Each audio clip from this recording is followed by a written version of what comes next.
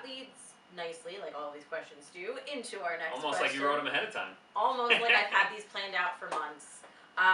Who will be managing my account and what does communication look like? We've talked a little bit about this already, but this is kind of a question where you as a marketing director would want to know from the agency, who's my point of contact, who do I email, who do I call, who do I share new information with? And of course that's gonna change agency to agency, but Sure.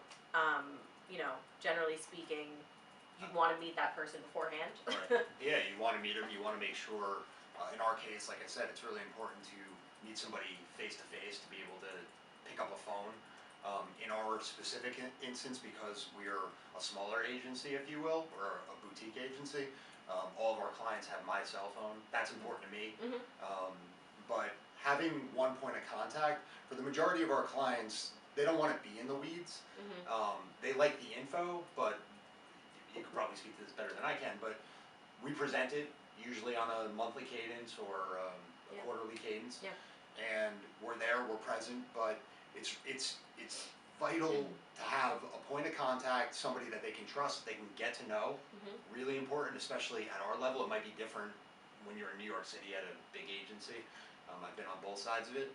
Um, but there's also, for us, it's important to have a team. Mhm. So in case somebody, everybody goes on vacation, everybody gets sick, so you have a backup, and that person understands and is learning sort of on a parallel path with the point of contact, what's going on with the account.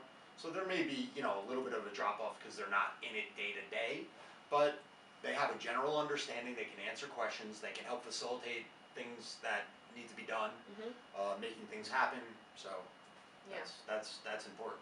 Yeah, and along with that, are you an email person? Are you a phone call person? Yeah. You know, what's your Finding that out preference? is really Yeah. Yeah, understanding that, again, that as small as it sounds is a make or break. Yeah. If you're a can we have a phone conversation every day for 15 minutes person, cool, make sure that works. If it doesn't Right. work, then you gotta, you Yeah. gotta juggle it out and figure something else out. Are you an everyday email recap? Are you a once a week touch base and I don't wanna hear from you at any other day during the Yeah. week? But that's as much on an agency as it is a client. Yeah. For you, you have to understand what you need Yeah. Yeah. coming out of the relationship, but it's also on an agency, and most agencies, I know you've seen a bunch too.